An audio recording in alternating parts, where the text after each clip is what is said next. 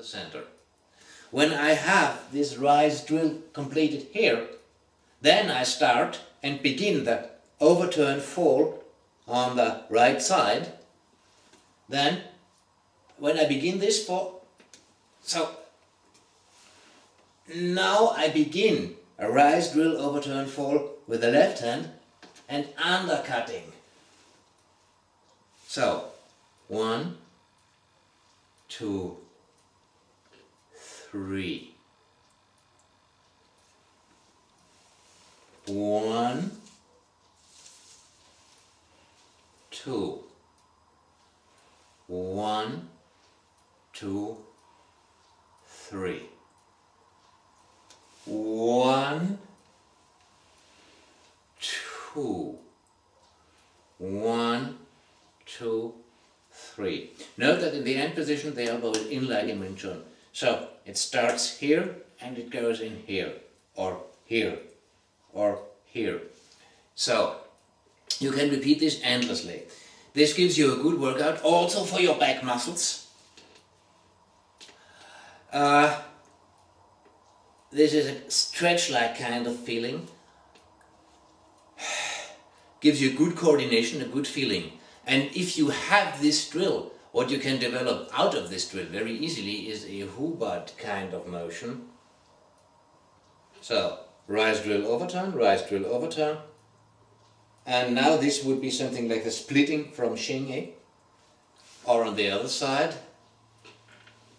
And I can imagine that especially the Hubad kind motions with the roof block that pass an incoming force are especially useful for a chairbound person, because there is not a lot of maneuverability. I mean, wheel work wouldn't work because your hand would be bound to either work the controls if you have an electric chair, or to work the wheels if you have it manually, and so you would be, your arms would be tied up, and conversely, if your arms are free, your chair pretty much remains where it is, unless you have some mobility by other means. Maybe technology will change this, and in a few years you can change this actually with your brainwaves and have a wire, and you can control it with your will. Then we get a whole different game, and you get complete combat mobility back. But until such times, which hopefully will come soon, you are more or less like a fortress that sits in a place. And so, since you cannot know and do not know what kind of force comes in, obviously having the possibility to pass an incoming force is essential if you are chairbound. If, let us say, somebody swings a baseball bat at you, let's say from here, coming with an angle 1, then obviously they will not do you the favor to come close enough that you can grab or intercept the arms. So the only thing that you can do is somehow dive under the baseball bat, pass it, and hope that you get a grip. Maybe that still gets the arms broken unless you wear a gauntlet or something, but that is, everything else is even worse. So unless you are armed. And if I were in the position of being wheel-bound, I would apply for a concealed carry permit if I have any reason for this. But that's a different subject. Anyways, probably I'm way beyond my 10 minutes. I will have to split this video because this is all important stuff. So you can do something like the Hubad. You can, if you are good with 1, 2, 3, 1, 2, 1, 2, 3, 1, 2, 1, 2, 3. Then you can go for something like this. Note, this is a roof block that comes out of the rise drill. Now you go, put your body forward, and this becomes horizontal.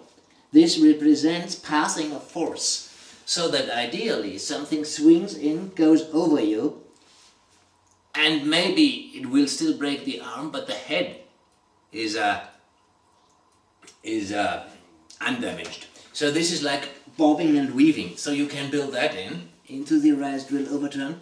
You have this splitting motion from hsing, or if you also will, a grabbing and in-pulling motion from the mantis systems.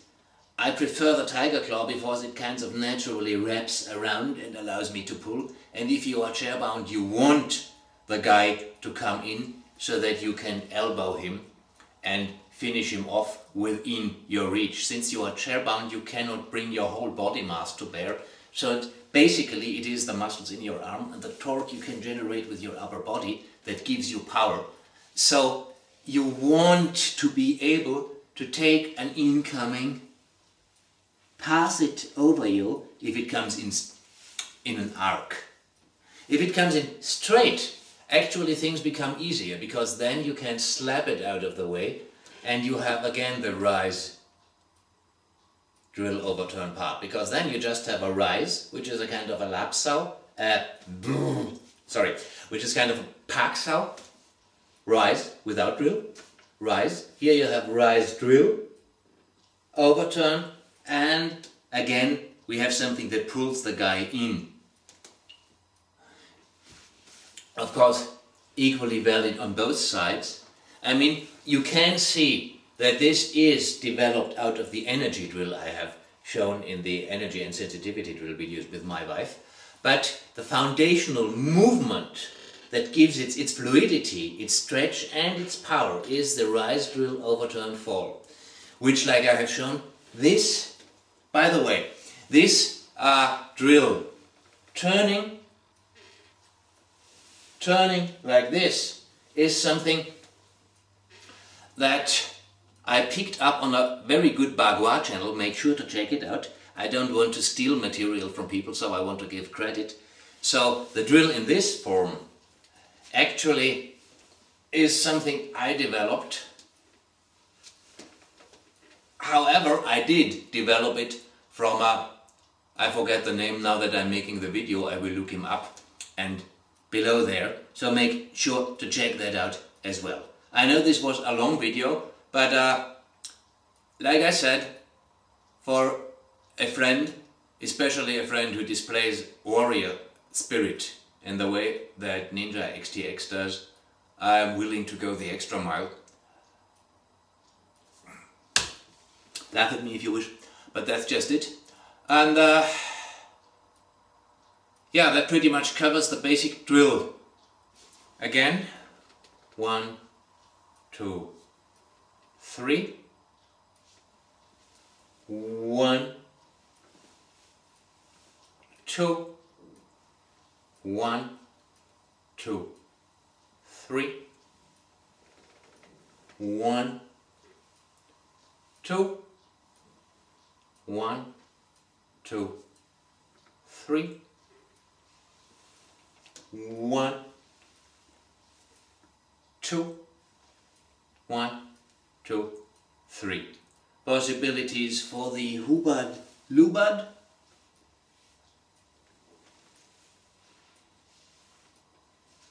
For the punch drill.